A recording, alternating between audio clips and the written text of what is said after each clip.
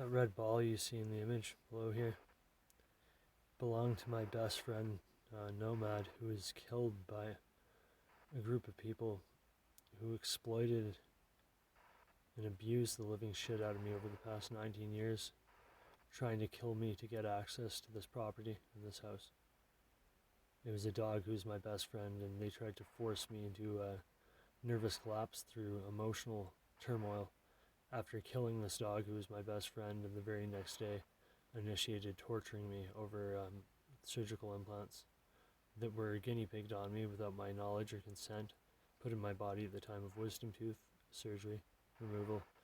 And my father gave technical information to these individuals who initiated what they called the gay conversion therapy against me in the first 5 years of this. And after 5 or 6 years, Adam Sandler, the film producer, became involved and funded a continuity of the torture I was subjected to and a cover-up of what they did the initial years of actual torture. And if you can see this alignment of the light to this building, has to do with a lot of other relevant things here. All these buildings are made in accordance with the solar schematic. I've seen things like this before, not at this angle though, but you can see how it's these sunbeams are in alignment with it. The construction of this hut, the building is the building I live in. And basically, all these years ago, 19 years ago, when it began happening, I asked a no contact order be handed to one of them after they killed my dog, because the people ran away from me and yelled, "You're too ugly to talk to in person," when I tried to figure out what the hell they were doing, because these individuals chased me back from Camosun College, where they were also harassing me, trying to kick me out of school, and they kept vandalizing shit and running away and yelling bigoted things at me. And they lied to the police when the police tried to give one a no contact order and said I was hallucinating the person in question. To this day, I have proof that they were lying to the police to my detriment, to Constable Richie Lee, multiple times. And basically, because they told lies as a group to the police basically dismissed it, and then I was left alone to be tortured there. And they came back subsequently, getting crooked cops they knew to attack me, threatening me with so-called gang members, if you want to call them gang members, the kind of cowardly shit that fucking fucked with my life. Basically, the kind of weak shit that has to sell people fake drugs and force drug withdrawals on people who otherwise use drugs responsibly and didn't need the hassle in their life of having some loser rip them off. People like Heather Beach, fucking someone named Ming in Victoria, David Tan is his name otherwise. And this kind of pathetic shit fucking with your life. Oh, because these low-life assholes wanted something to do with this property I live on, and wanted to try and use me and use my life for their own benefits and my detriment. I had a long period of looking at this phenomena around my parents' property here, and this is what they're trying to kill me for. The funny thing is, if they just didn't try and harm me, I was about to leave for Vancouver to take a CCNA exam and stay there. I wasn't even intending to live here, but I ended up standing up to a hate crime where everyone around me just lied their ass off for so many years, and then introduced people like Darcy Panic and Chelsea Potts to the situation to try and take my life, to poison my drug supplies and shit, and just try and ruin life generally by being bigoted, loudmouth assholes with no consideration for other people's lives. And if they just shut their fucking mouths and left me the fuck to live my life, rather than do the invasive, abusive shit they did, they could have just had what they wanted anyways. But now they're in a position they can do nothing to me but expose themselves further. And I just want to say, I want to make it clear to all those involved, I love you.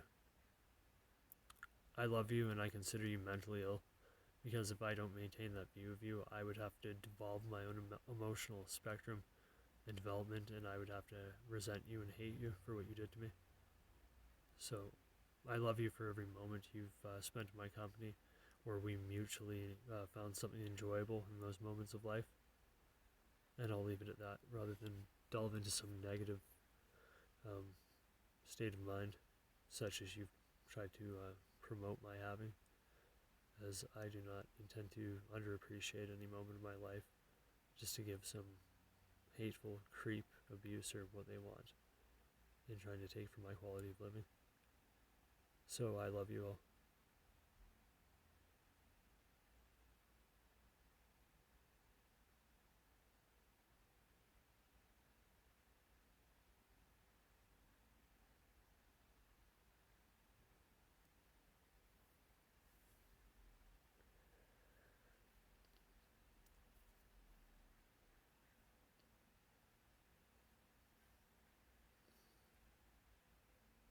And this is the best way I found in all aspects of life for dealing with people that treat people like that. As some very vindictive people want to see you like corrupt yourself and devolve your degree of human development and become hateful or resentful, especially if it's family members you're dealing with. The most healthy thing it seems you can do is, so long as you can acknowledge that hatred is just like a sickly, pathetic emotion derived as it's like a derivative of fear that some people in our society promote on a pedestal to, I think, to get people, make people ready to hate one another, to fight one another, so people at the top of the pyramid basically can put people to war, attack that fragile male ego they have, and get them provoked into killing other men, and then they can put them to war to thin out populations and shit. I think it's there for manipulative reasons like that. That's why it's promoted as a normalcy rather than a sickness, when it is just a sick, fucked up emotion that we all should just put at the corner of our minds and regulate entirely or extinguish. But so people like that kind of pick at you and try and work on your sense of decency like that. I think the best way I've ever found of dealing with them is you just look at the situation, you look at that and acknowledge that hatred's not something you need to even allow as part of your emotional spectrum. Then from that point, you say these people are mentally ill for trying to do these vindictive, pathetic things to hurt people, just to work on your self-esteem or your sense of decency. You regard them as mentally ill, maybe feel a bit sorry for them, pity them, without actually voicing anything to them, or they'll just use it as the grounds to try and provoke an argument, like this Darcy Panic woman would. She's very mentally ill, incredibly mentally ill. She's a sick fucking person. She lies perpetually and tries to cause problems with people's families and shit, tries to fuck up people's families, turn them against one another, shit like this. So is Chelsea Potts. And just look at them as mentally ill and say get help, and fucking beyond that, then you just leave it. Think it, what good there is in them, try and bear it in mind, and then tell them stay away from me until you get some therapy, basically. And that's all I'm gonna say, because I don't want to be. I'm never gonna let any of them drive me to be resentful or embittered. I don't want them taking from my quality of living to that extent.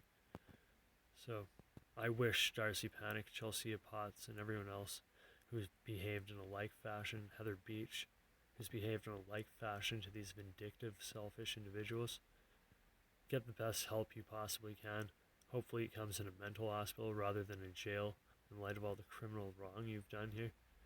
And I wish you the best, and maybe I'll talk to you again later in life after you've fixed whatever issues you have that prompt you into the behaviors you engaged in.